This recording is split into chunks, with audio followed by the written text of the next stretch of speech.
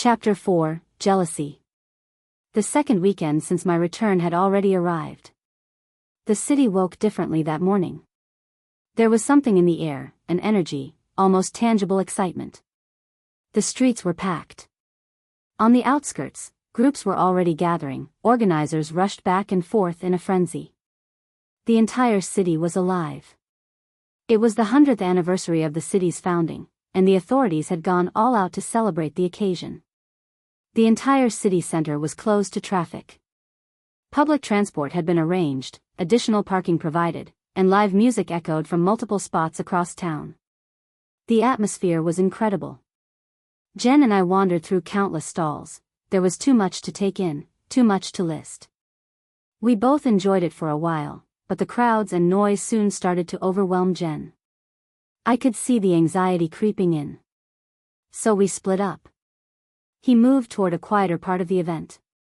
Every now and then, I ran into someone I knew, quick greetings, a bit of small talk. I was hoping to run into Petra, but then I remembered she and her husband had left town for a few days. So I kept wandering the city alone. I was observing the happenings with interest when something caught my eye, a man who was quite clearly watching me. He smiled at me, winked, and shamelessly continued to stare. I didn't pay him any special attention. I simply nodded in greeting and continued on my way. Without a single thought about him, I kept walking, when I spotted him again a few meters ahead. He wasn't particularly tall, too thin for my taste, and overly flashy. His hair was loaded with far too much gel, it looked like it had been coated in wood varnish. At that thought, I smiled, which he apparently took as an invitation. What I hadn't noticed was another pair of male eyes watching me. Unlike the young man in front of me, these eyes were following me for a completely different reason. Not far behind me, a man was standing by a cotton candy vendor. Tall, broad-shouldered, strong-armed and with a murderous look in his eyes. He took a pink cotton candy from the vendor and, with a calm yet determined step, started walking toward me. I didn't know if I would see her anywhere, but I had hoped. I couldn't get her out of my mind, not after what happened in the forest. Not after waiting all these years for her. Normally, I don't attend events like this, but this time something pulled me out of the house. I knew what that force was called. And then suddenly, she was right in front of me. She didn't see me, didn't notice I was walking behind her. I felt like a stalker, but I couldn't help it.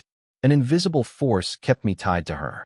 I stopped by the cotton candy vendor, grabbed a pink swirl of that sweet cloud, and headed toward her. That's when I saw him. He was walking toward her confidently, arrogantly, puffed up like a peacock, while she smiled at him. Darkness dropped over my eyes. Blood boiled through my veins. My vision narrowed into a tunnel, and I saw nothing else but that puffed-up idiot and her smile. I was losing control of myself, but this time for completely different reasons than last time under the oak tree. Whatever desire had been in me then, it was twice as strong now in the shape of a fury. To avoid startling her, I carefully placed my left hand on the lower part of her back, while my right hand offered her the cotton candy. Despite the anger boiling inside me, I still felt it. That pull, that magnetic force that made me want to do anything. For her, I would give up everything. Without asking, without hesitation, I wrapped my arms around her waist from behind. I didn't look at her, but I could feel her surprised gaze on me. While my hands were focused on her, my murderous stare was locked on one point only. I didn't see a person there, only an enemy, an intruder trying to claim what was mine. When he noticed me, he literally froze in place, stopped, like a statue, staring at me with wide, terrified eyes like a frightened rabbit. I looked him up and down with contempt and smirked. She didn't pull away from my embrace, which helped me calm down before I did something stupid. Still, I couldn't help muttering under my breath. Run along, you licked up bunny, because if I get my hands on you, no one will ever put you back together. Now I had a bigger, more dangerous problem in front of me, and this one wouldn't be as easy to deal with as the last. This problem had sharp teeth and no fear. Most importantly, it wasn't intimidated by me. Carefully, slowly, like a scared little puppy, I looked down at her face. At the only person who never showed any fear from me at all. If anything, the opposite. I gave her a wide smile and said the only thing that came to my mind in that moment. Hey, there are quite a lot of people, right? Idiot. I cursed myself in my head. I didn't immediately understand what was happening. One moment I was watching some strange guy. The next, a pink cotton candy was in front of me. Of course it was pink, why wouldn't it be? And then came a gentle touch on my back. I knew whose hand it was, yet I still lifted my gaze. I could feel his warmth against me, that soft yet firm touch of his hand, the barely noticeable pressure on my lower back, and my heart started beating faster, pressure building in my chest, a knot forming in my stomach. I saw his expression, focused, serious, almost murderous, as he made it very clear, don't come any closer. If only he knew how attractive he looked like that. Looking at him in that state left me both confused and aroused. I wanted him. There, in the middle of the street. Surrounded by people. And all I could think about was how much I wanted him. Every muscle in my body was tense. There was something about him.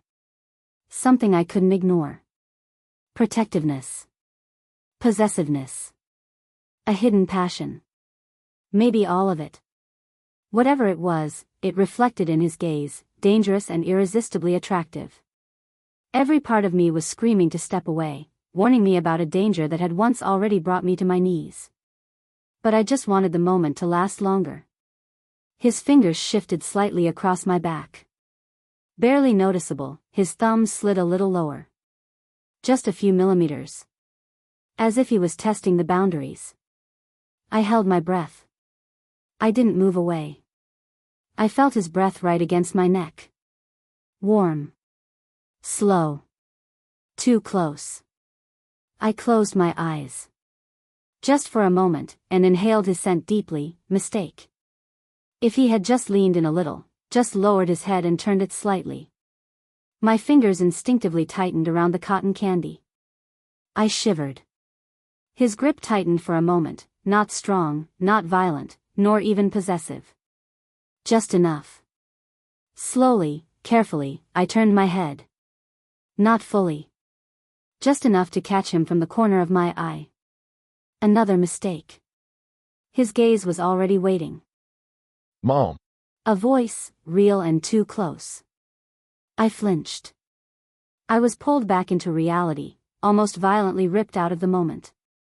My body tensed, as if someone had poured ice water over me. His hand was still in the same place.